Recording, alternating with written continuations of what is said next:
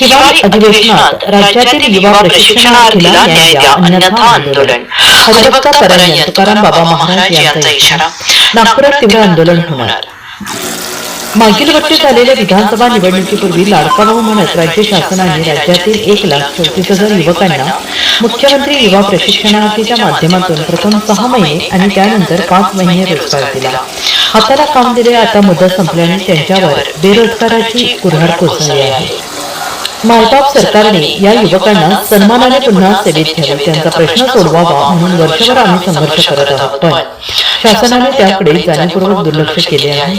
या युवा प्रशिक्षणार्थींच्या हाताला काम द्यावे या मागणीसाठी येत्या हिवाळी अधिवेशनात ठोस निर्णय घ्यावा, अन्यथा नागपूरमध्ये तीव्र आंदोलन करू. तसेच त्यानंतर राज्यभर आंदोलन छेडण्याचा इशारा चिक्कालगी विहारी मठाचे मठाधिपती तथा श्री संत बागडे बाबा मानवमित्र संघटनेचे सर्वेसर्वा हरिभक्त परायण तुकाराम बाबा महाराज यांनी आयोजित पत्रकार परिषदेत दिला.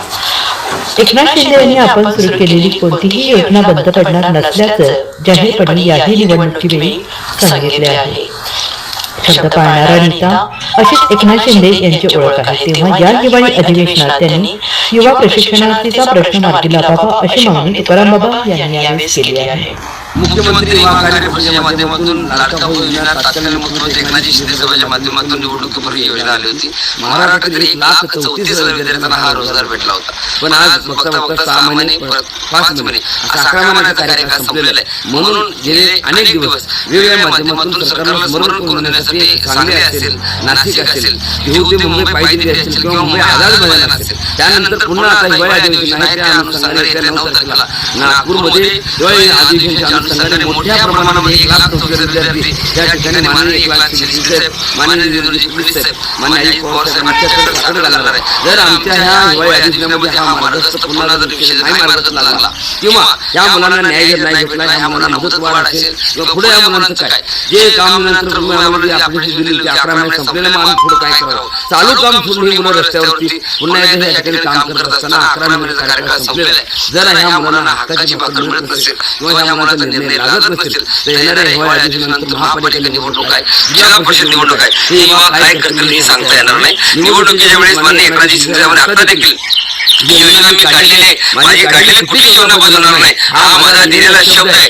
हम कभी कमेंट करते वापस कमी लेते नाही, अशा पद्धतीची भूमिका माननीय एकनाथ शिंदे साहेबांची आहे. मग माझी आपल्याला विनंती आहे की तो मी दिलेला शब्द पाळावा आणि काल निवडणुकीच्या पुढच्या वेळेस पण देखील ही योजना अडचणीत आहे, मी याला मार्ग काढून 100% तुम्ही प्रत्येक ठिकाणी आश्वासन दिलात ते देखील आपण पूर्ण कराल अशी माफक अपेक्षा करतो. आणि एकनाथ शिंदे साहेब, माननीय देवेंद्र फडणवीस साहेब यांना विनंती करतो की लाडक्या भावाला तुम्ही वाऱ्यावर सोडू नका.